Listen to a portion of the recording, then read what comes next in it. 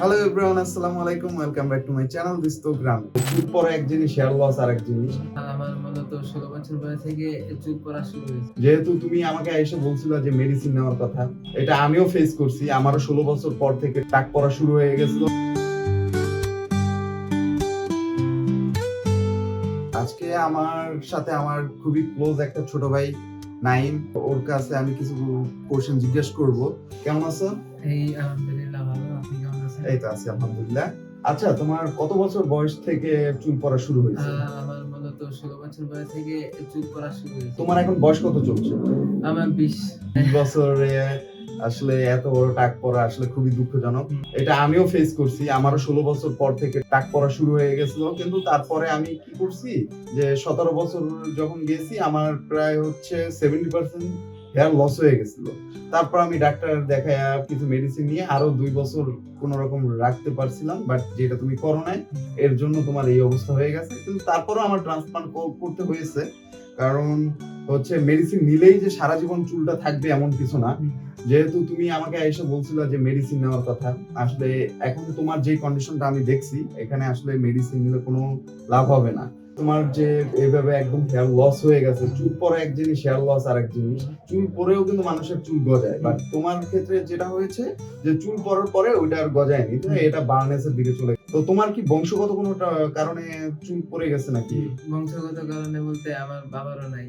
তোমার বাবার মানে কোন সময় থেকে চুল পড়া শুরু হয়েছে এরকম কি কিছু জানো? এটা জানা নেই। আচ্ছা, এটা জানি। যেহেতু নাই সেহেতু তোমারও হয়েছে, এটা স্বাভাবিক। চুল পড়া আসলে বাবা, দাদা, নানা, ইভেন হচ্ছে মামা থেকেও আসতে পারে। তুমি এখন তোমার ডেইলি লাইফটাকে কিভাবে মেইনটেইন করো? যেহেতু এত কম বয়সে মানে চুল পড়ে গেছে, তো মানে কনফিডেন্ট লো মনে হয় কিনা মাঝে মাঝে?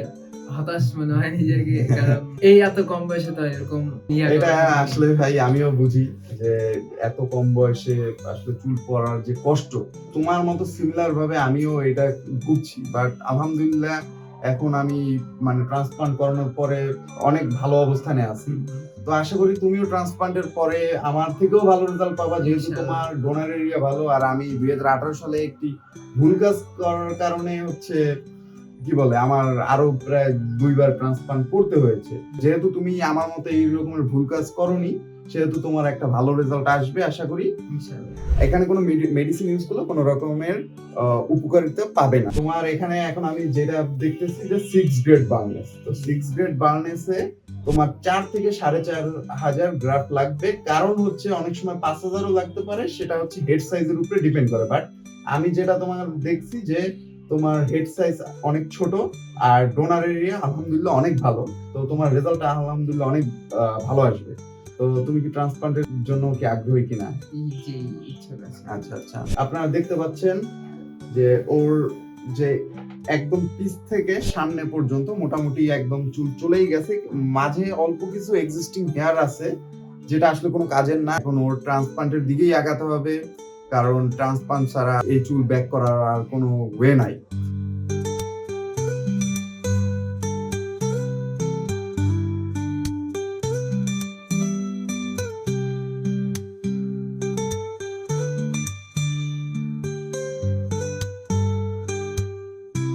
আপনারা যদি ওর হেয়ার ট্রান্সপ্লান্টের ফুল প্রসেসটা দেখতে চান, অবশ্যই আমাকে কমেন্ট করুন এবং অবশ্যই চ্যানেলটিকে সাবস্ক্রাইব করুন প্রতিটি আপডেট ভিডিওর জন্য। তো সবাই ভালো থাকবেন। আল্লাহ হাফেজ।